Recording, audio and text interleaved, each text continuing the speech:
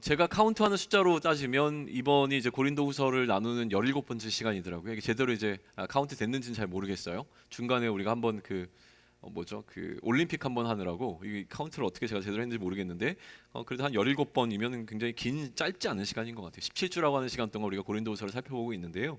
어떻게 여러분 각자의 삶 가운데 좀 도움이 되고 있는지 모르겠습니다. 저 개인적으로는요.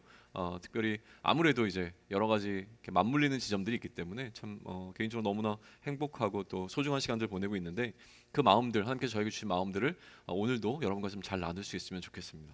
혹시 싸이월드라고 하는 거 아십니까? 싸이월드? 굉장히 무슨 구석기 같은 그런 이야기인데요. 싸이월드. 싸이월드도 아주 초창기였던 시절이 있었습니다. 유명하지 않았던 그 시대에 당연히 싸이월드가 페이스북보다 먼저인 건 알고 계시죠? 우리나라에서. 그러니까 페이스북이 소개되기도 전 시절이었어요. 그때 저는 뭘 하고 있었냐면 몇 명의 청년들과 함께 기독교라고 하는 베이스를 두고 인터넷 커뮤니티를 좀 개발해 보자. 라고 몇 명의 청년들이 모여서 그걸 개발을 하고 있었어요. 그러니까 지금 생각해 보면 물론 이제 문서선교 기관 속에 포함되어 있어서 거기서 투자해 주시는 투자의 금액으로 이걸 개발하고 있었지만 어떻게 보면 청년 창업을 한 거죠. 30대의 몇 사람들이 모여서 같이 고민하면서 이거를 좀 해보자. 의욕적으로 시작을 했습니다. 성공을 했을까요? 성공했으면 이미 그 사이트가 있겠죠. 근데 개발하다가 중간에 이제 프로젝트가 엎어졌습니다.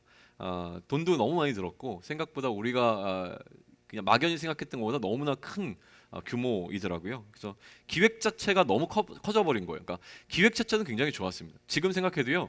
그 당시에 우리가 기획했던 것들 가운데 많은 것들이 현실화되어 있어요. 그래서 그런 것들을 보면서 우리가 그때 참 쓸데없는 고민들을 한 건 아니었구나. 참 건강하고 좀 획기적인 기획들을 참 많이 했었구나라는 생각들을 해요. 이를테면 이런 거예요. 당시만 하더라도요. 게시판 종류가 엄청 많았어요. 요즘 그냥 게시판이라 하면 딱 게시판 하나잖아요. 근데 그때는 무슨 게시판, 뭐 일정 게시판, 그리고 또 그냥 일반 게시판, 자유 게시판, 또 뭐 방명록, 메모장, 또 뭐가 있었죠? 사진 게시판, 동영상 게시판, 뭐 해서 게시판의 종류가 굉장히 많았습니다. 그래서 게시판을 얼마나 많이 다양하게 제공하느냐가 그 커뮤니티의 승패를 좌우할 정도로 게시판의 종류가 참 많았어요. 그때 우리의 고민은 하나의 게시판에서 이거를 다 할 수 있게끔 만들면 안 될까라고 하는 굉장히 단순한 고민이 시작됐었어요. 그냥 하나의 게시판에서 이렇게 마치 레고의 블럭을 만들듯이 조합을 해버리면 어떻게 이렇게 만들면 그게 사진 게시판이 되고 또 다른 방식을 하게 되면 이게 동영상 게시판이 되어지는 어떤 방식으로 게시판을 개발해 볼 수 없을까라는 고민을 했고 그때 이제 기획자와 프로그래머와 또 데이터베이스를 담당하는 친구, 디자인하는 친구들이 다 모여서 이걸 고민을 하다가 되겠다라는 결론을 내렸어요. 되겠다. 당시에는 이게요. 지금은 너무 당연하지만 획기적인 생각이었어요. 우리끼리 막 엄청 막 신났어요. 와, 이게 되는구나. 그 알고리즘과 이런 것들을 막 이렇게 고민하다가 이게 막 딱 되는 순간이 왔을 때 환호성을 질렀던 거죠. 와, 이거는 대박 나는 거다라고 생각을 했었던 것 같아요. 그러면서 그때 이제 예언처럼 무슨 얘기를 했냐면 당시에 이제 막 디지털 카메라라고 하는 게 보급되던 시절이었습니다. 굉장히 오래된 얘기처럼 지금 얘기하는데 2000년대 초반이에요. 2000년 뭐 2001년 이때쯤인데 그때 이제 막 보급형 디지털 카메라가 보급되던 시기였어요. 막 이게 조그만 것들이 캐논 막 이런 것들 나오고 막 이랬던 시기인데 그러면서 예언을 했어요. 야, 나중 가면 이런 식으로 게시판이 되면 사람들이 이 게시판에다가 사진을 엄청 올릴 것 같아. 막 얘기를 했어요. 그 당시만 해도 사진보다는 글이 훨씬 더 많이 올라왔었거든요. 그러니까 막 야, 사진은 엄청 올라올 것 같아. 막 이런 막 예언을 막 했었어요. 그러다가 제가 삐를 받아가지고 무슨 얘기를 했냐면 사진뿐만이 아니라 그때는 이제 막 사람들이 동영상도 막 올릴 거야라고 제가 얘기를 했는데 제가 그러니까 실장이었거든요. 그때 그 모여있던 사람들이 반응이 어땠냐면 막 비웃었어요. 무슨 동영상을 올려요? 막 이러면서 막 말도 안 되고 이런 분위기였어요. 근데 실제로 몇 년이 지나고 나니까 유튜브를 비롯해서 이제는 뭐 거의 동영상 올리는 게 너무 쉬워졌잖아요. 그래서 지금 가끔 제가 이제 SNS를 하는데 페이스북이나 이런 데다가 동영상을 올릴 때 그 친구들 얼굴이 떠올라요. 만나서 한 대 때려주고 싶어요. 봐라, 봐라. 내가 예상했던 게 딱 들어맞지 않으면 이렇게 얘기하고 싶은 마음이 있어요. 아무튼 그래요. 이제는 하여튼 동영상이든 사진이든 SNS라고 하는 공간에 올리는 것이 굉장히 쉬워지는 시간이 되었습니다. 페이스북이나 인스타그램 같은 것들 굳이 얘기하지 않아도 딱 SNS 하게 되면 떠오르는 것들이 굉장히 많잖아요. 근데 이런 것들을 왜 하십니까? 라는 질문을 좀 던져보죠. 왜 우리는 SNS라고 하는 것을 우리의 일상 가운데로 끌고 들어왔을까요? 저 개인적으로는 그래요. 이제는 뭐 제가 여러 지역들을 돌아다니면서 살다 보니까 또 혹은 이제 인생을 살아온 시절이 이제 길어지다 보니까 아는 사람들이 많아지잖아요. 근데 이 사람들은 관리도 안 돼요. 서로 어떻게 사는지도 잘 모르겠고, 그러다 보니까 사이버 공간이라고 하는 이 공간이 어떻게 보면 굉장히 유용합니다. 서로가 어떻게 살아가고 있는지를 굳이 전화해서 묻지 않아도 알 수 있는 공간이 되어지니까 친구를 맺고 그 사람들의 삶을 이제 살펴보게 되고, 어쨌든 반응하게 되죠. 그런 상황들로 하다 보니까 참 유익하게 저는 개인적으로 사용하고 있어요. 요즘은 이제 바빠서 잘 못하는데요. 그런데 간혹 이제 거기에다가 그냥 우리의 삶을 올리고 서로 소통하는 장소로만 활용하는 게 아니라, 어떨 때는 무슨 생각이 드냐면 자랑하기 위해서 하는구나라는 생각이 들 때가 참 많아요. 자랑하고 싶은 거죠. 나 이렇게 잘 먹는다. 나 이렇게 좋은 곳에서 잘 먹고 잘 지내고 있다. 이 얘기. 또 나 이렇게 똑똑하다. 나 이렇게 책 많이 읽었다. 나 이렇게 돈 많다. 나 이렇게 잘생겼다. 내 몸매 끝내준다. 뭐 이런 것들이잖아요. 그러니까 그런 것들을 자랑하고 싶은 거예요. 뭐 하다못해 손톱 자랑도 하잖아요. 뭐 그러니까 별의별 게 다 올라와요. 결국은 보면 이제 자랑하는 거죠. 기본 남의 손톱을 누가 궁금해하냐. 근데 거기다 칠해놓은 거 이쁘니까 이제 올려놓고 하는데, 기본적으로는 자랑하는 것 같아요. 그리고 이 자랑에 사실은 익숙해요. 우리는 그 공간에 들어가서 남이 하는 자랑을 사실 보기 위해서 들어가는 거예요. 그러니까 거기 올라온 거 보면서 뭐 이딴 걸 자랑해 이런 생각 안 해요. 사실은 그런 거를 이야기하는 순간 이거는 반칙이죠. 왜냐하면 그런 공간에 내가 들어간 거잖아요. 그게 보기 싫으면 안 들어가면 되는데 사실은 들어가서 그거를 보는 거죠. 그러니까 우리는 어떻게 보면 이런 자랑하는 것이 일상이 되어버린 어떤 시대를 살아가고 있는 중입니다. 우리가 살아가는 시대는요, 이런 자랑이 일상이 되어버렸어요. 그러니까 자랑이라고 하는 그 단어가 갖고 있는 부정적인 의미가 있잖아요. 자랑하지 마, 뭐 잘난 척하지 마 이런 얘기를 하지만 사실은 우리는 자연스럽게 자랑하고 나의 잘난 것을 드러내는 시대 속에 살아가고 있는 것이 분명해 보입니다. 그러니 이런 일상을 살아가는 우리들이 이런 시대를 살아가면서 어떻게 그리스도인으로서 이 자랑을 할 것인가라고 하는 주제를 한번 생각해 볼 필요가 있는 것 같아요. 또 감사하게도 오늘 본문은요, 바울이 오늘 본문을 통해서 자랑이 일상이 된 이 시대를 살아가는 우리들에게 무엇을 자랑하면서 어떻게 자랑하며 살 것인가에 대한 굉장히 좋은 메시지를 준다고 저는 생각을 합니다. 일반적으로 자랑하는 것을 먼저 한번 생각을 해보시죠. 지금 바울은요, 우리가 여러 번 얘기했지만 예루살렘으로부터 고린도로 온, 지역적으로 보게 되면 이렇게 생각하시면 좋을 것 같아요. 예루살렘을 향남이라고 생각을 한다면요, 그러면 이 고린도는 아마 한 북경 정도 된다고 한번 생각을 해보시죠. 그 위치적으로 이렇게 생각을 한번 해보셔요. 그래서 예루살렘에서 이 향남 지역으로 온 어떤 사람들이 있었습니다. 그 사람들과 지금 관계가 굉장히 불편한 상황이었잖아요. 바울을 그렇게 왔던 사람들이 바울을 폄하하고 공격하기 시작했어요. 공격하는 상황 가운데서 지금 바울 역시도 자기 방어를 이제 시작을 하게 되는데, 굉장히 오늘 이 본문에서는 흥미로운 표현과 태도를 취하고 있는 것을 발견하게 됩니다. 본문 12절을 다시 한번 읽고 우리 이야기를 계속해 볼까요? 12절 찾으셨습니까? 같이 읽습니다. 시작. 우리는 자기를 칭찬하는 어떤 자와 더불어 감히 짝하며 비교할 수 없노라. 그러나 그들이 자기로서 자기를 헤아리고 자기로서 자기를 비교하니 지혜가 없도다. 어떻게 보면 굉장히 겸손해 보이는 이 이야기예요. 근데 이 바울이 이렇게 겸손하게 얘기하고 있는 것의 배경을 살펴보면 사실은 굉장히 묵직한 바울의 어투를 우리는 느낄 수 있어야 합니다. 그 앞절인 10절과 11절을 보게 되면 이런 내용이 있어요. 10절 먼저 보겠는데요. 제가 읽습니다. 그들의 말이 그의 편지들은 무게가 있고 힘이 있으나 그가 몸으로 대할 때는 약하고 그 말도 시원치 않다라고 하는 평가를 바울을 향해서 내렸습니다. 무슨 얘기냐면 바울이 편지 쓸 때는 굉장히 강력하게 이야기하지만 만나서 대화해보니까 별거 아니더라, 이런 인식이 이 바울의 대적자들에게 있었던 겁니다. 그래서 바울이 어떻게 했습니까? 약간 열받았어요. 그래서 선전포고를 하죠. 11절에서 뭐라고 얘기합니까? 이런 사람은 우리가 떠나 있을 때에도 편지들로 말하는 것과 함께 있을 때 행하는 일이 같은 것임을 알지니라, 이렇게 얘기를 해요. 무슨 얘기냐면 내가 다음에 고린도를 방문하게 되면 너희들 박살을 내줄게. 편지에서 보이는 이 담대한 태도로, 이 강력한 태도로 너희들에 대해서 완전히 너희들을 끝장내줄 거야 라고 하는 선전포고를 지금 던지고 있는 것 같은 뉘앙스라고 하는 거예요. 그러면서 바울이 고린도 교회에 있는 교인들에게는 뭐라고 얘기하냐면, 내가 그렇게 그 사람들을 박살낼 건데, 그런데 너희는 그때 당하지 않기 위해서 오히려 지금 내가 이렇게 온화함으로 얘기하고 있을 때 빨리 마음을 고쳐먹어라, 이 얘기를 한 게 지난주의 내용이었단 말이에요. 기록이 새로우시죠? 이제 오늘은 그 맥락 속에서 이야기를 해요. 그러다 보니까 바울은 그의 대적자를 향해서 자신을 방어할 때에 굉장히 담대함으로 얘기를 해야 되는데, 오히려 아이러니하게도 바울은 굉장히 겸손한 척하면서 이야기를 합니다. 그러니까 자칫 잘못 들으면 바울이 겸손하게 자기를 낮추는 것처럼 들려요. 12절이요. 그런데 이 내용을 살펴보게 되면 그렇게 겸손하게 하는 이야기가 아니라고 하는 거예요. 다시 한번 보세요. 뭐라고 얘기하냐면요, 바울은 지금 12절에서 우리는 자기를 칭찬하는 어떤 자와, 다시 얘기하면 대적자와 더불어 감히 짝하여 비교할 수 없는 자입니다 라는 이야기를 해요. 무슨 얘기냐면 그들을 인정해 줍니다. 자기 자신을 낮추고 있는 대적하는 사람들이 하는 이야기를 인정해줘요. 와, 그 사람들은 진짜 나랑 비교했을 때는 어마어마하게 높은 대단한 사람들이에요 라는 이야기를 하는 거죠. 그들의 스펙을 놓고 비교했을 때는 감히 내가 맞짱 뜰 수 없는 정도의 수준에 놓여 있는 사람들이 그들입니다라고 인정을 해주는 거예요. 그들을 높이는 것처럼 보이고 자신을 한없이 낮추는 것처럼 보여요. 그런데 그 다음에 나오는 말이 굉장히 재미있습니다. 뭐라고 얘기하냐면 그럼에도 불구하고 스펙으로 따졌을 때는 내가 그 사람들과 견주어 어깨를 같이 할 수 없는 굉장히 난 아무것도 아닌 사람이지만, 그런데 내가 딱 하나 그들을 향해서 이야기할 것이 있습니다 라는 이야기를 하고 나오는 이야기가 뭡니까? 그러나 그들이 자기로서 자기를 헤아리고 자기로서 자기를 비교하니 지혜가 없도다 라고 이야기를 해요. 무슨 얘기냐면 내가 딱 하나, 그럼에도 불구하고 하나 할 수 있는 말이 있는데 내가 그 상대방의 잘못 한 가지는 지적해낼 수 있습니다. 그 잘못이 무엇이냐면 내가 무엇을 비교하던 그들보다 나은 것은 전혀 없는데 내가 그들보다 딱 하나 나은 것이 있습니다라는 이야기를 하고 있는 거예요. 그 나은 것이 무엇이냐면 그들은 어리석고 나는 지혜롭습니다라는 이야기를 해요. 이 말이 되게 웃긴 거예요. 생각해 보세요. 와, 진짜 여러분은 저에 비교해서 진짜 여러분 대단해요. 와, 여러분 어떻게 그런 사람들이에요? 제가 막 여러분 높였어요.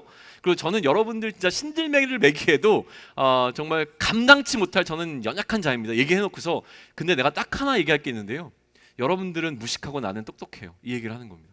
말이 안 되잖아요. 뭘 얘기를 하는 건지 우리가 좀 살펴볼 필요가 있는 거죠. 무슨 얘기를 하고 있느냐면요, 이들이 자랑하는 방식, 그러니까 바울의 대적자들이 자랑하는 방식으로 이야기했을 때는 바울이 그들과 비교해서 전혀 나을 것이 없는 사람입니다. 그런데 뭐가 문제냐면 그들이 자랑하는 그 방식 자체가 어리석은 거라는 얘기예요. 그 자랑하는 방식 자체가 잘못되었기 때문에 그 자랑 자체가 아무 의미가 없는 것이다 라는 이야기를 하는 것이죠. 그 자랑의 기준 자체가 잘못됐다는 것을 얘기하는데 그러면 누구의 승리입니까? 결국 얘기는 바울이 옳다라는 이야기를 하고 있는 거예요. 자랑하는 걸 한번 생각해 보세요. 자랑할 때는요 늘 기준이 필요합니다. 자랑하는 것은 그냥 나를 나타내는 것으로 끝나는 것처럼 생각되어지지만 그렇지 않아요. 자랑에는요 늘 기준이 있습니다. 어떻게요? 우리 교회가 좋아 라고 자랑을 하잖아요. 거기에는 어떤 이야기가 깔려 있습니까? 우리 교회가 어떤 교회보다 훨씬 더 좋아 라고 하는 의미가 깔려 있어요. 기준이 있는 거예요. 우리 교회 찬양팀 진짜 잘해 라고 얘기했을 때는요 어떤 교회의 찬양팀은 잘 못해 라고 하는 이야기가 그 안에 깔려 있다라고 하는 것이죠. 그런데 그 기준이 잘못되면 이러한 자랑 자체가 무의미해진다라고 하는 거예요. 무엇과 비교하느냐라고 하는 것이죠. 이 자랑의 기준이 객관적이면 좋은데요, 이 자랑의 기준은 객관적이기가 어렵습니다. 그러다 보니까 자랑의 기준은 흔히 자기 자신이 세운 어떤 기준으로서 이야기되는 경우가 대부분이에요. 다시 얘기하면 자랑할 때의 기준은 주관적이 되어버립니다. 상대적인 비교를 통해서 우위에 있는 것을 자랑해야 되기 때문에 우리는 자랑을 하고 싶죠. 자랑하고 싶으니까 이 기준을 나에게 맞춰서 우리가 조작해낼 수 있습니다. 이끌고 가는 거예요. 왜 이렇게 기준을 옮겨가면서까지 주관적으로 바꿔가면서까지 자기 합리화를 시키는 이유가 뭘까요? 자랑의 맛이 있습니다. 자랑의 맛이 있어요. 자랑하면 맛있어요. 그러니까 자랑을 하고 싶은 거예요. 자랑을 할 수 없는 상황인데 자랑을 하고 싶으니 어떻게 합니까? 자랑을 할 수 있도록 기준 자체를 바꿔버리는 행위를 우리는 합니다.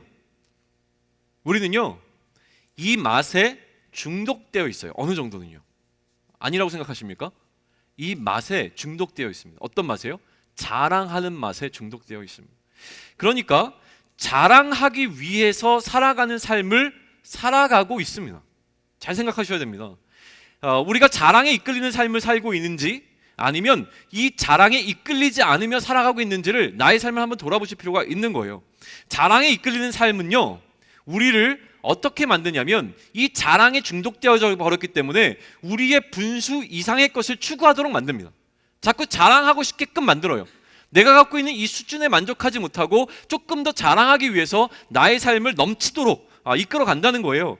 자랑에 이끌리는 삶은 우리가 할 수 있는 범위를 넘어서게 만드는 거예요. 이거를 뭐라고 얘기하냐면 무리한다라고 얘기를 하는 거예요. 이런 거죠. 이게 적절한 예인지는 모르겠지만 저는 청년 사역자입니다. 그렇다고 제가 청년은 아닙니다. 다 인정하나 보네요. 저는 청년 사역자이지 청년은 아니에요.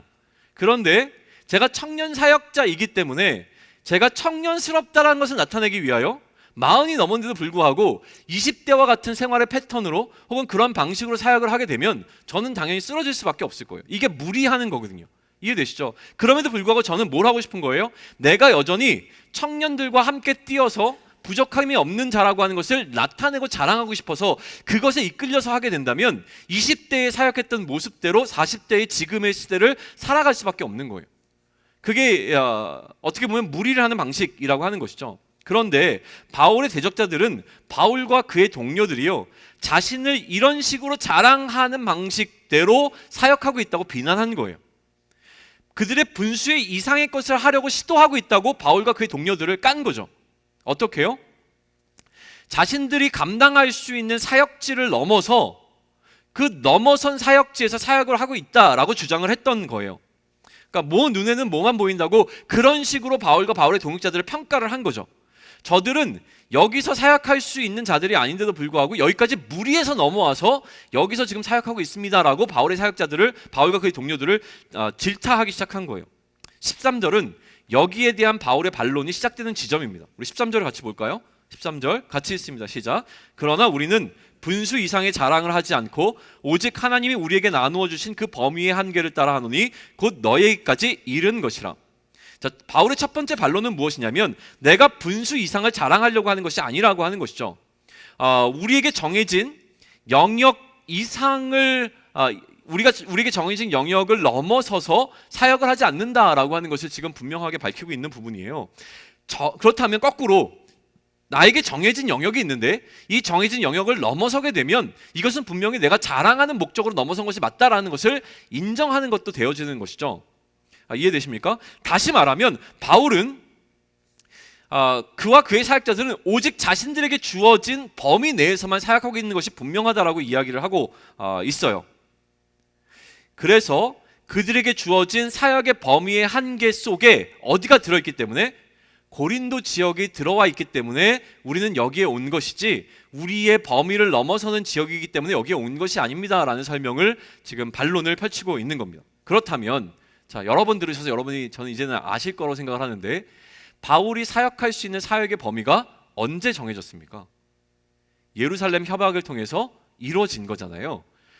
예수님의 사도들, 예수님과 함께 했던 제자들 12사도들이 바울을 불렀잖아요.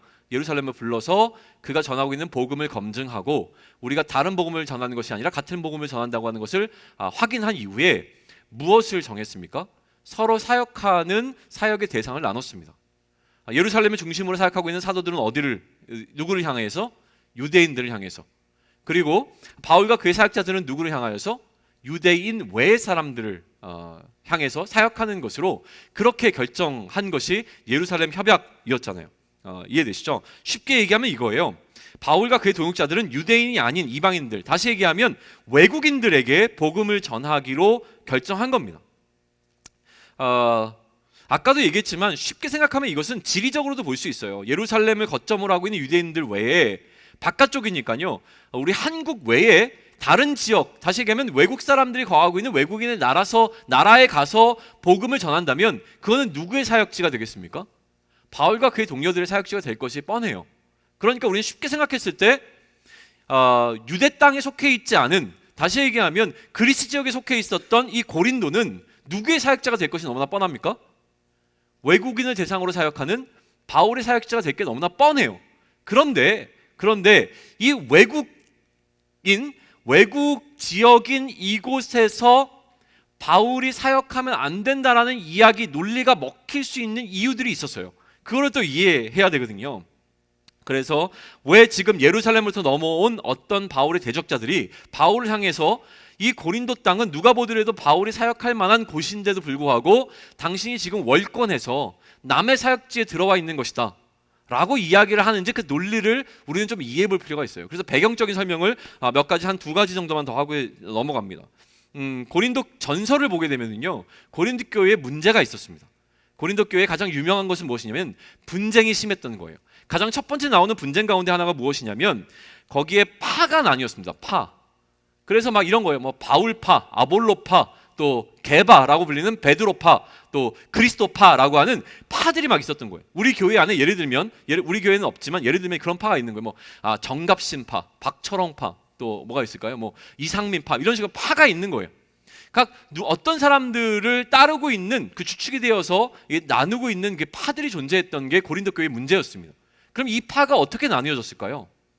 누구에게 세례를 받았느냐를 통해서 이 파가 나눠진 거예요.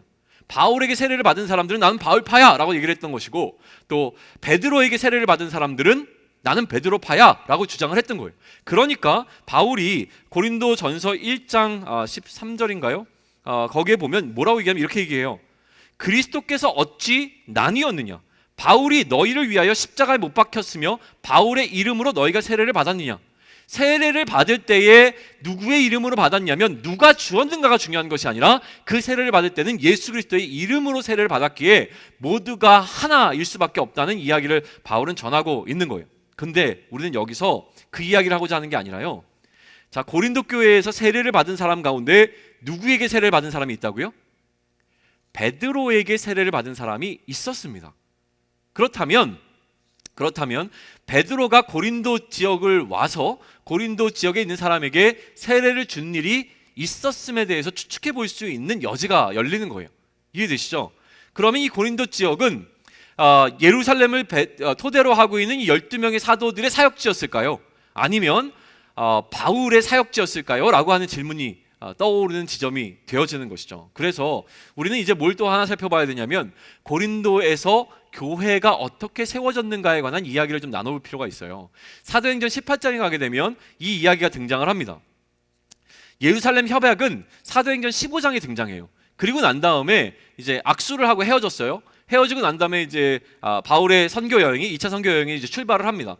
쭉 이제 예루살렘부터 쭉 올라가면서 이렇게 돌아요. 도는 과정 가운데 18장에 가게 되면 어느 지점을 이야기하냐면 성경이 있으신 분은 찾아보시면 좋아요. 내용이 약간 길기 때문에 보시면서 이제 이해하시면 좋을 것 같고 들으셔도 괜찮습니다. 어려운 내용은 아니니까요.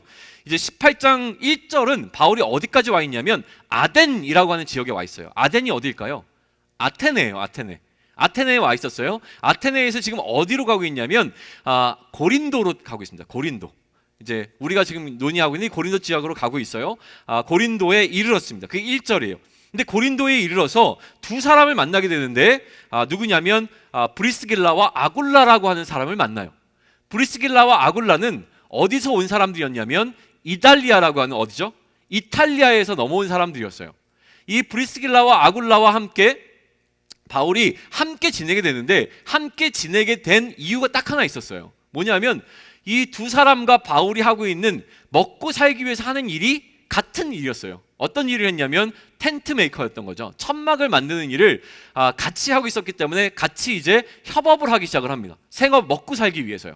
물론 주된 역할은 복음을 전하는 거였지만 그래도 먹고 살기 위해서 돈이 필요했기 때문에 텐트를 만드는 일을 하고, 그때 이탈리아로부터 왔던 아굴라와 브리스길라와 함께 이제 함께 살면서 일을 하기 시작하는 일이 1절부터 3절까지 적혀 있는 일이에요. 그 다음에 4절에 뭐라고 기록되어 있냐면 안식일마다 일주일에 한 번씩 바울이 회당에서 강론을 합니다.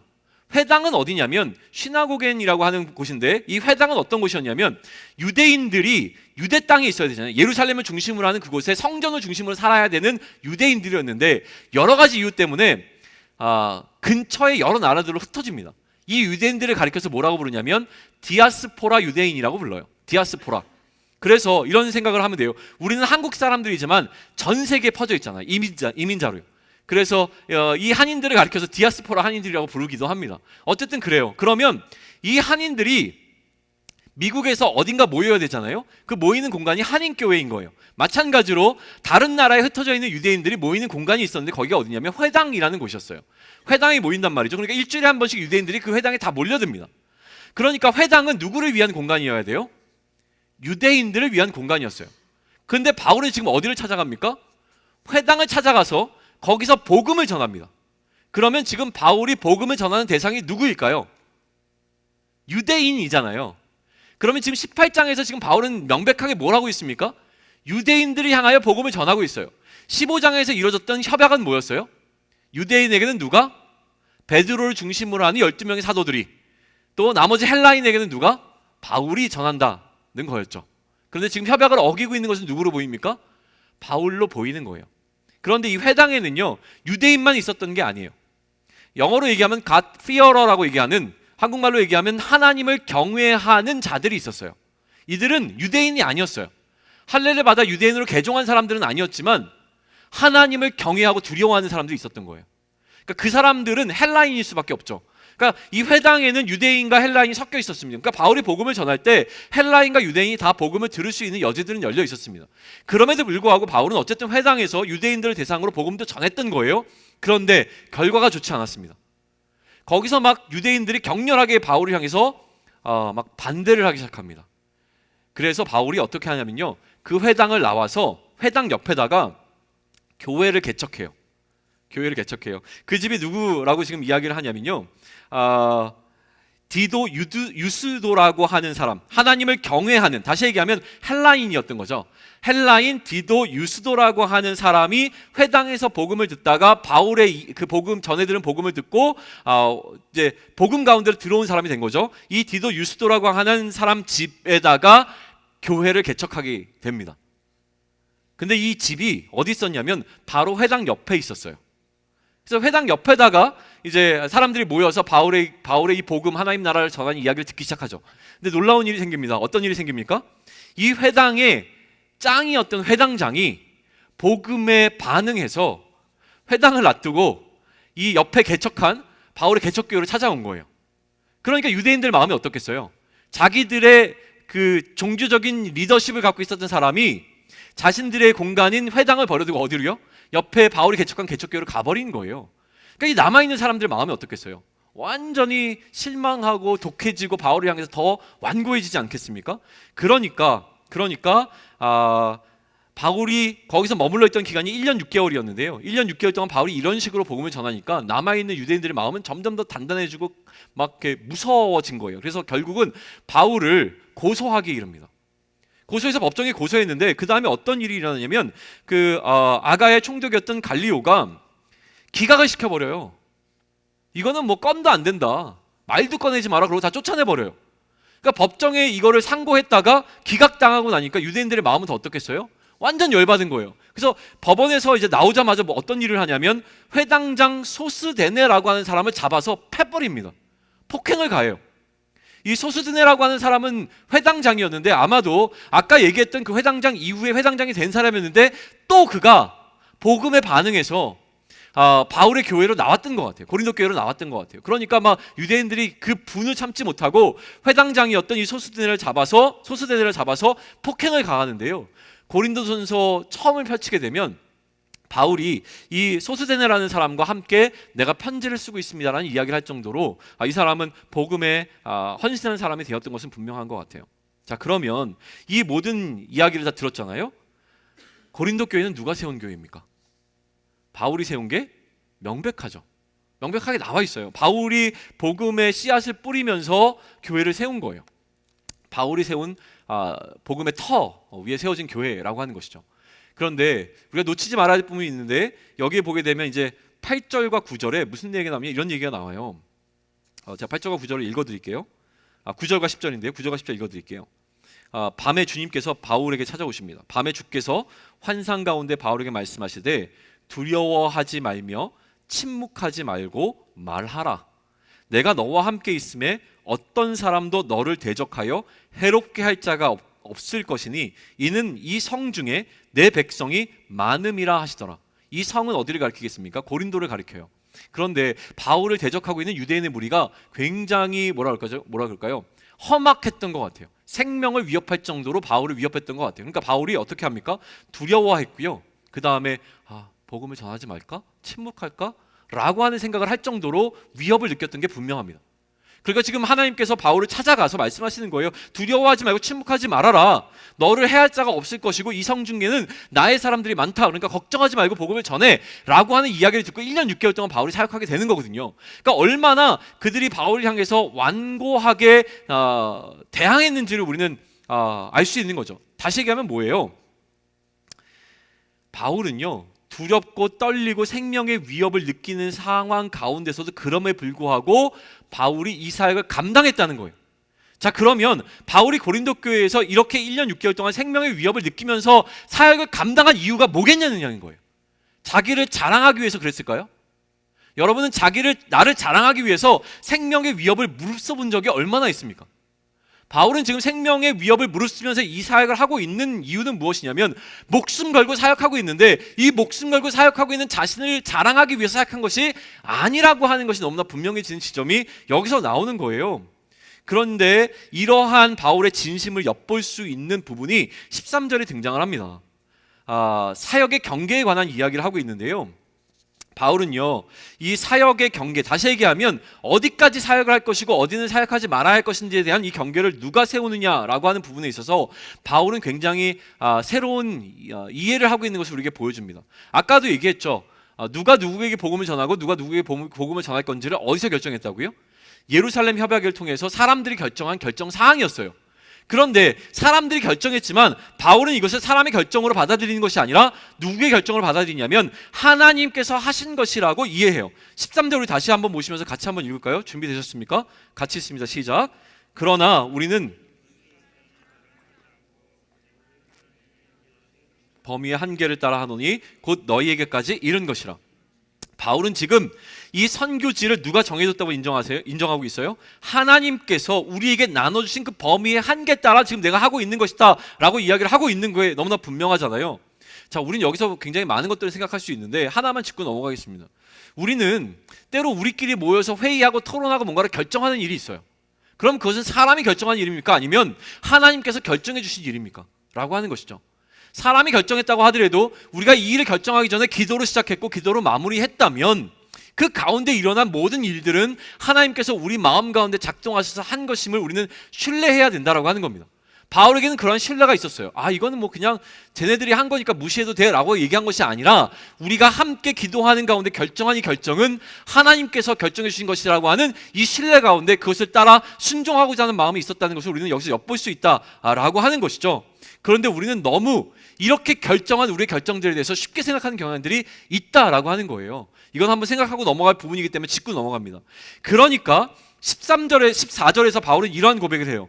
우리가 너희에게 미치지 못할 자로서 너희에게 가지 못할 자로서 스스로 지나쳐, 그러니까 우리의 범위를 넘어서 나아간 것이 아니라 그리스도의 복음으로 너희에게까지 간 것입니다 라는 이야기를 하죠. 다시 얘기하면 하나님께서 나에게 이 복음을 맡기셨는데 그 복음의 영역인 여러분들까지 포함하고 있기 때문에 나는 이 복음 때문에 여러분에게 나아간 겁니다 라는 설명을 하고 있는 것이 14절의 고백이라고 하는 거예요. 오히려 그러면 분량을 넘어서 온 사람들은 누구이겠는가 라고 하는 것이죠.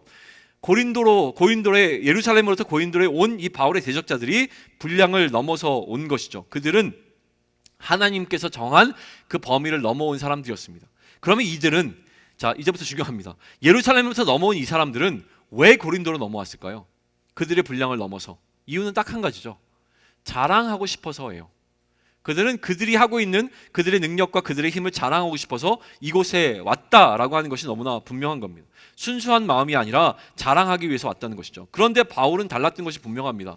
로마서 15장에 보게 되면 바울이 이런 얘기를 해요. 나는 남의 터 위에 건축하지 아니하려고 한다. 그러니까 다른 사람이 사역한 사역지에 들어가서 내가 거기서 또다시 뭔가를 하려고 하는 이 수고를 하지 않겠다라는 것을 분명하게 선언한 게 바울의 사역의 원칙 가운데 하나였어요. 그 이야기를 오늘 15절과 16절은 이런 식으로 풀어내고 있습니다. 15절과 16절을 같이 읽습니다. 시작.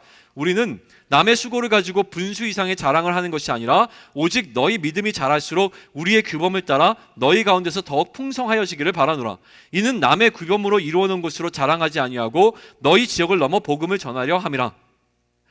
굉장히 중요한 이유와 또 저의 마음 가운데 큰 울림으로 주는 것이 있었던 것이 이 15절과 16절입니다.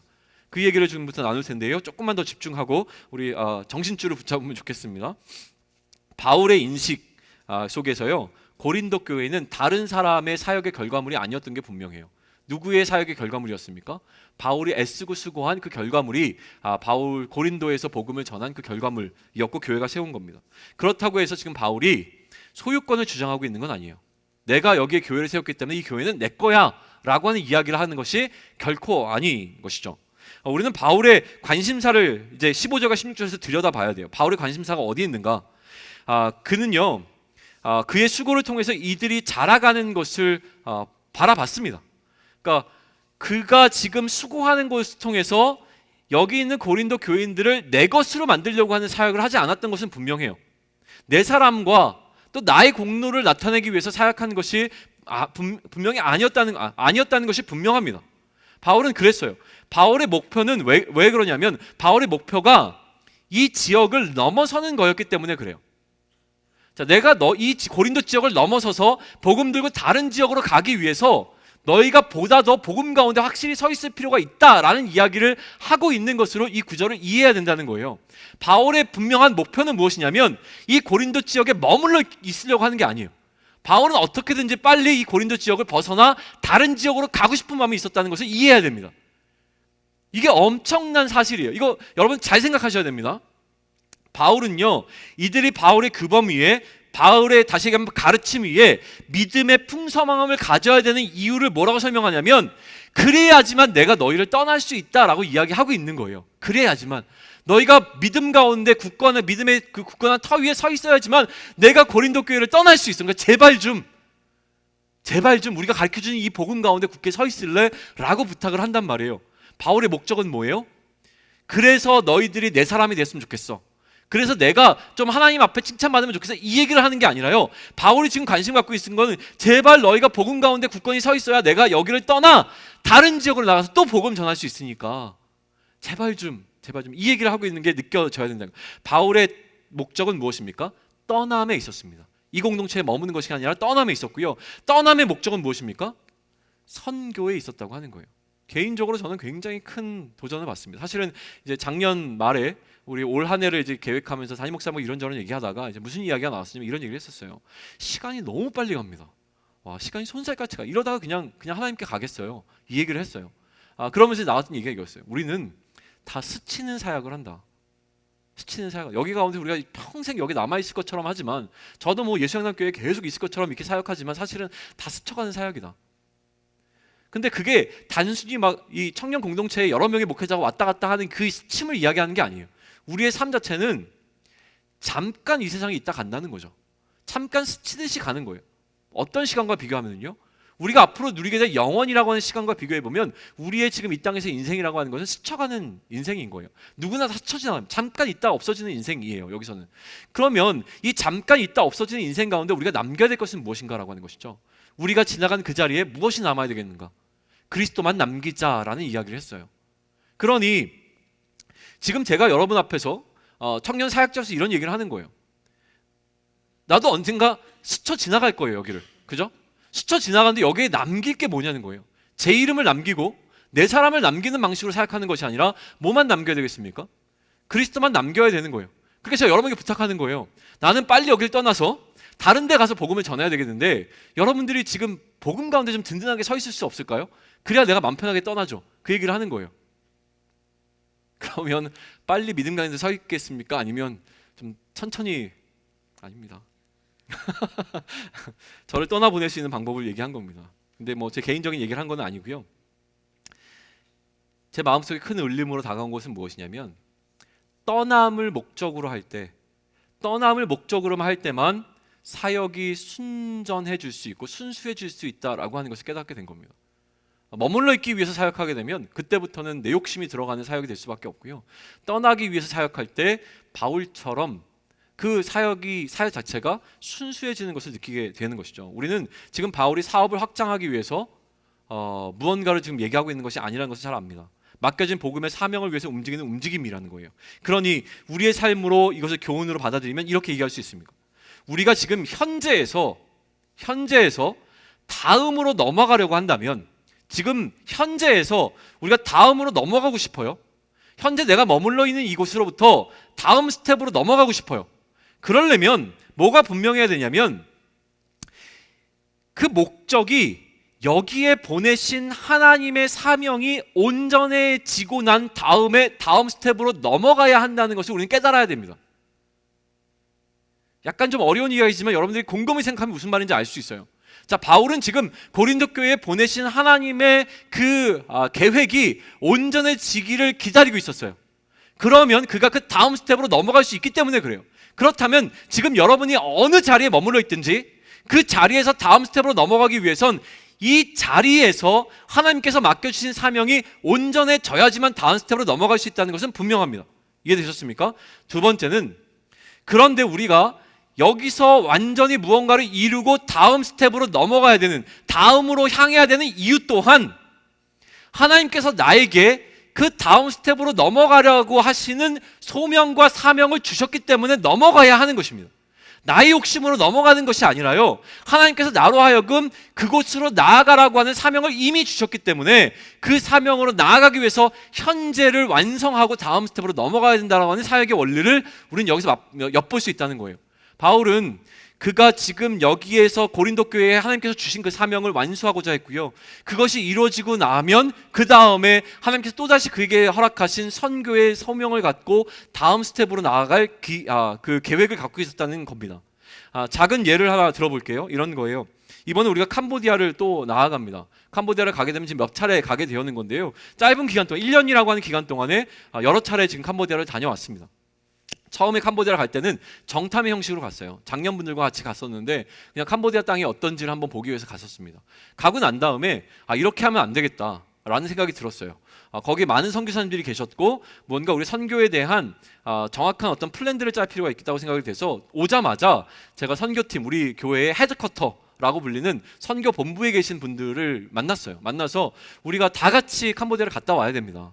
선교팀장님, 또 회계분, 또 우리 또 간사님 뭐 몇 분들이 같이 모여서 선교지를 보고 와야 되겠습니다. 그래서 6월 달에 그렇게 갔다 온 거예요. 가서 선교사님들 다 만나고 미팅하고 다 어떻게 하면 좋을지를 돌아봤어요. 그리고 난 다음에 조금 더 구체적인 계획을 갖고 지난 여름에 우리 청년들이 갔다 온 겁니다. 그리고 이번에 또 한 번 나가는데요, 이번에는 무언가 좀 구체적이고 어느 정도 틀이 짜여진 상태에서 지금 캄보디아 선교를 나가요. 캄보디아 선교를 나갔다가 몇 사람들, 저랑 이제 선교사님이랑 우리 간사님이랑 해가지고 태국과 라오스로 들려요. 왜 들리냐면 캄보디아는 어느 정도 이제 우리 선교에 대한 틀과 그림들이 이제 윤곽이 잡혔어요. 그래서 앞으로 이제 태국과 라오스에서 또 다른 선교 사역을 할 수 있지 않을까라는 계획 속에서 정탐을 필요로 해서 선교적인 전략을 세우기 위해서 그곳을 방문하는 겁니다. 그러니까 이런 식으로 지금 선교의 흐름들은 가고 있는 거예요. 태국에서 어느 정도 안정이 되어지면 그 다음에 라오스와 또 캄보디아에서 어느 정도 안정이 이루어지면 태국과 라오스로 우리는 이동할 거고요. 태국과 라오스에서 또 어느 정도 안정이 되어지면 또 다른 나라로 이동하는 방식으로 선교의 흐름을 가져가려고 합니다. 이게 바로 바울이 취하고 있는 형식이기 때문에 그렇습니다. 그런데 이러한 우리의 움직임이 순수한 이유는 뭘까요? 우리가 지금 캄보디아라든가 태국이라든가 라오스에 우리 예수상남 교회를 세우고자 하는 것이 아니에요. 거기서 복음을 전해서 그 사람들을 우리 교회를 끌고 오기 위해서 하는 것이 아니란 말이에요. 우리의 목적은 무엇입니까? 하나님의 나라를 세우기 위한 방식이기 때문에 이게 순수한 이유가 되는 겁니다. 다시 한번 강조합니다. 우리가 현재에서 다음으로 넘어가려고 한다면 그 목적이 여기 지금 하나님께서 보내신 그 사명이 온전해지고 난 다음에 움직여야 되는 게 바울이 전하고 있는 원칙 가운데 첫 번째예요. 두 번째 원칙은 무엇입니까? 그렇게 다음으로 넘어가려고 하는 소명이 있다면 이 다음으로 넘어가야 되는 이유는 하나님께서 주신 것이어야 한다는 이유가 분명해져야 된다는 것을 우리는 다시 한번 정리하고 넘어갑니다. 이렇게 적용해 봅니다. 학업에 관한 이야기를 좀 하죠. 공부 열심히 하십시오. 공부 열심히 하셔야 됩니다. 그런데 간혹 가다가 이런 생각이 들 수 있어요. 이 대학교는 내가 원해서 온 대학이 아닌데 라는 생각이 드실 수 있어요. 왜냐하면 제가 그랬거든요. 이 대학 내가 다닐 대학이 아닌데 막 이런 생각하면서 대학 너무 꾸지니까 뭐 후지니까 막 이런 데 내가 다니면 뭐해. 어차피 나와봐야 뭐 네임밸류도 없고 여기 나와서 내가 뭐 먹고 살 거야. 그러니까 그냥 시기나 보내자. 아무 의미 없이 그냥 대학생활을 하는 사람들이 있었을 수 있고 또 있을 수 있습니다. 그런데요, 저는요 네임밸류는 중요하지 않다는 생각이 듭니다. 물론 이제 제가 공부를 못했기 때문에 그 얘기하는 걸 수도 있어요. 근데 사실은 지난 화요일인가 우리 이성범 목사님하고 같이 밥 먹고 돌아오다가 그런 얘기를 했어요. 그분은 중국에서 오랫동안 공부를 하셨고요. 저는 미국에서도 공부를 하지 않았습니까? 그러면서 얘기를 했는데 외국 나가면 진짜 우리나라 네임밸류, 대학들 네임밸류가 하나도 없는데 뭐 가서 뭐 서울대 나왔어요, 뭐 연대 고대 나왔어요 해봤자 외국에 있는 사람들은 전혀 모르거든요. 알아주지도 않는데 우리나라에서 너무 이게 중요하다.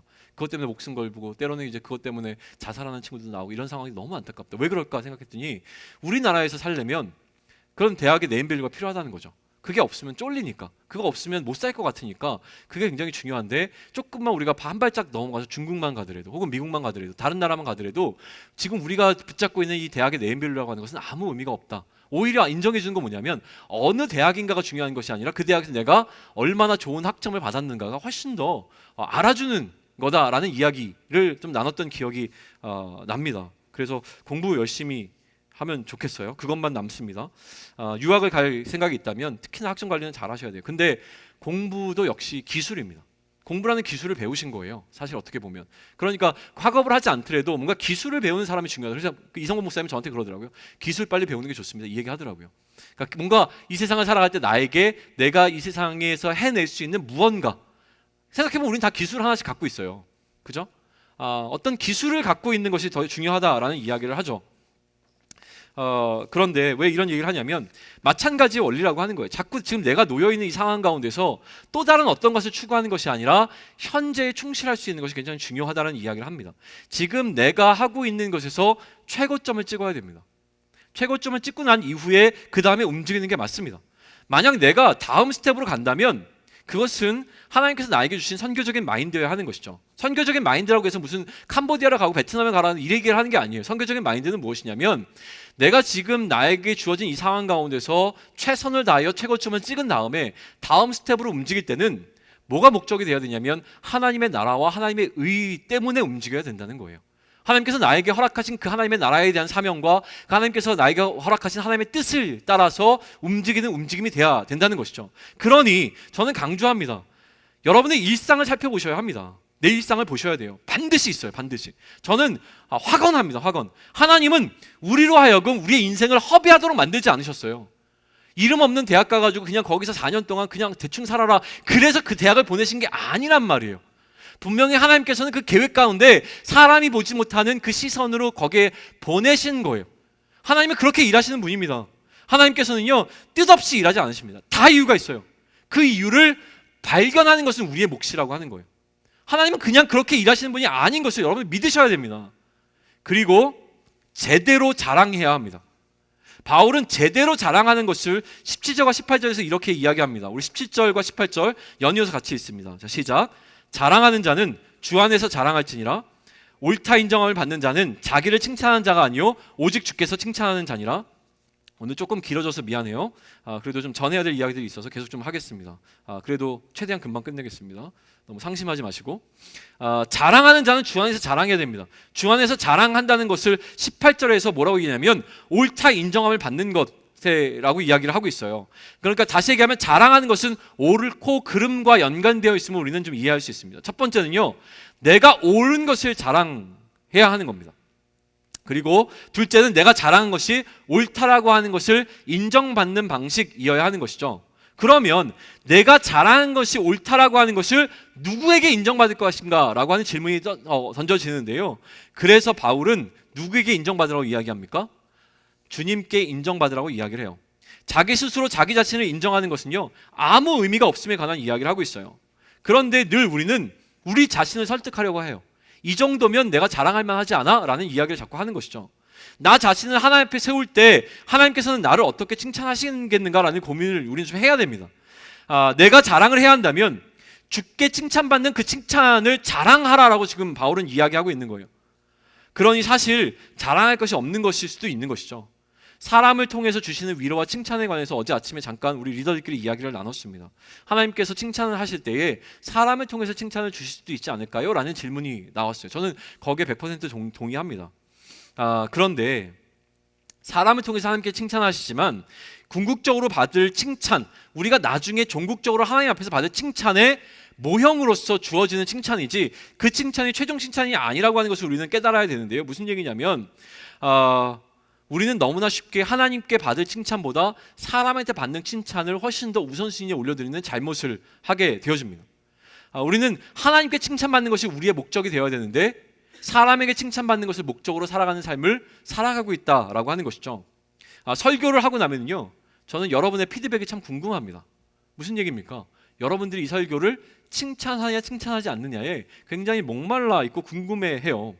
근데 여러분들은 사실은 거의 설교에 관해서 얘기하지 않습니다. 나가면서 이렇게 얘기해야죠. 목사님 오늘 설교 은혜 받았습니다. 그러면 이제 설교 잘했어요 뭐 이거잖아요 사실은. 근데 그런 얘기조차도 안 해요. 뭐 잘했다 못했다 얘기도 잘 안 해요. 왜 그러죠? 과묵해서 그렇습니까? 지난주 수요일날 제가 작년 설교를 했어요. 수요예배 설교를 했는데 작년 분들은 좀 다르세요. 반응이 와요. 잘하면 잘했다고 반응이 와요. 근데 저도 깜빡했는데 제가 자랑하려고 휴대폰도 들고 올라왔어요. 저에게 온 문자를 제가 읽어드릴게요. 이렇게 오셨어요. 목사님 땡땡땡 권사입니다. 500원 드려야 하는데 계좌번호를 몰라서요. 저는 이 얘기를 왜 하시나 그랬어요. 근데 제가 설교하다가 저도 모르게 이 얘기를 했어요. 오늘 제가 설교 잘한 것 같으면 나중에 500원 주세요라는 얘기를 했더라고요. 그래서 그것 때문에 500원 설교 잘했으니까 500원 보내줄 테니까 계좌번호 불러달라고 지금 얘기하시는 거예요. 수요 예배를 못 간 지 거의 1년이 다 된 것 같은데 그날은 내 의지와 상관없이 내 마음이 막 교회로 이끌려 가다시피 하면서 무슨 일이 있을까 궁금하기도 하고 기대하면서 갔어요. 그런데 목사님 설교를 통해서 아버지가 제게 하시고자 하시는 말씀을 들려주셨어요. 하나님의 심부름값 500원 너무 싼 것 같아요. 올해는 좀 더 인상시켜도 되지 않을까요? 크크. 올해도 하나님의 통로로 심부름꾼으로 많이 쓰임받는 목사님이 되시길 기도합니다 라고 보냈어요. 지금 자랑하는 거 맞아요. 그죠? 그런데 제가 만약에 설교를 할 때 이 자랑이 목적이었다면 문제가 돼요. 이거 설교 끝나면 어느 권사님이 나한테 문자 보내야 되는데, 그러니까 이게 목적이 돼서 설교를 해서 사람들의 입맛에 맞춰서 그 사람들이 저에게 이런 문자를 보내도록 유도하는 설교였다면 문제가 되죠. 근데 그렇게 설교를 하지 않았다라는 것이 사실은 분명 했으면 좋겠어요. 99%는 분명해요. 1%는 약간 그 마음이 있어요. 지금 오늘도 약간 그래요. 그래서 지금 여러분들 표정을 지금 살피고 있는 거예요.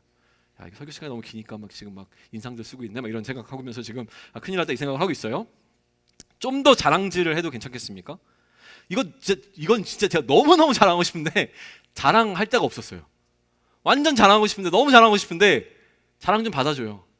해도 될까요? 나 이거 들고 나왔단 말이에요. 이거 자랑하고 싶은데 이거 자랑하려고 제가 한번 들고 나갔는데 우리 리더들이 그날따라 저한테 들이대느라고, 이게 뭐냐면 감사패예요. 감사패. 와, 난 평생에 내가 교회를 떠날 때만 감사패를 받아봤지 사역하고 있는 동안에 받아본 감사패는 처음이에요. 이게 금이에요. 진짜 금이에요. 내 사무실에 둘 테니까 돈 필요한 사람들 나중에 가져가요. 목사님께서는 예수향남교회 14기 제자반을 맡으셔서 1년 동안 아름다운 섬김과 단 하루를 살아도 민망하네. 그리스도의 제자로서의 삶을 향한 좋은 본을 보여주신 목자가 되어주셨습니다. 이에 저희들은 앞으로 목사님의 사역과 앞날에 하나님의 충만한 은혜가 넘치길 기도하며 우리 모두의 사랑과 감사의 마음을 이 패에 담아 드립니다. 와, 이런 거 받아본 적 있어요? 어마어마한 거예요. 근데 제가 이걸 왜 얘기하냐면 제가 만약에 제자반 하는 동안 이 제자반 끝나고 내가 1년을 수고했는데 나한테 무슨 선물을 줄까? 이게 목적이 되는 사역을 하지 않았을 거는 분명하잖아요. 약간 기대한 건 있어요. 사실 기대할 수 있죠. 그러나 그게 목적은 아니었단 말이죠. 그거예요. 그런데 감사하게도 여기 앞에다가 이 케이스 앞에다가 또 글자를 하나 박아주는데 그 글자가 뭐냐면 제가 이 고린도후서를 강의하면서 가장 많이 얘기했던 성경 본문이에요.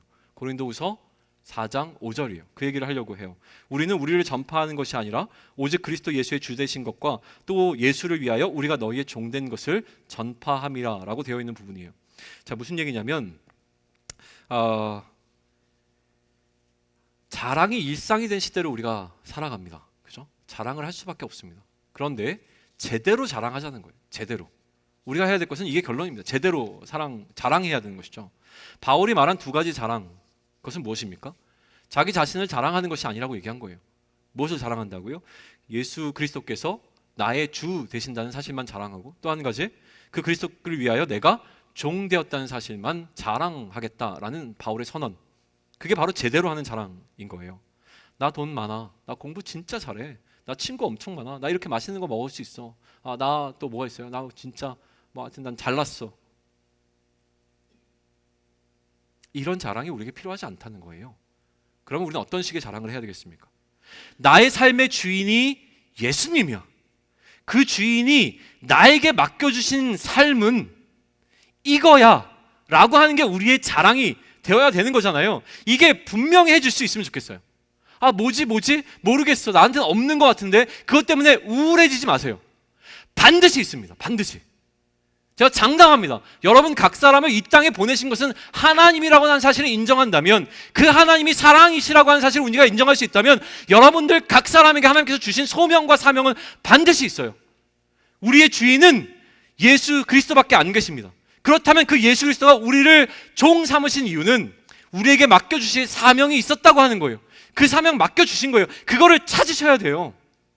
그게 뭐냐고 물으면 저는 답할 수 없습니다.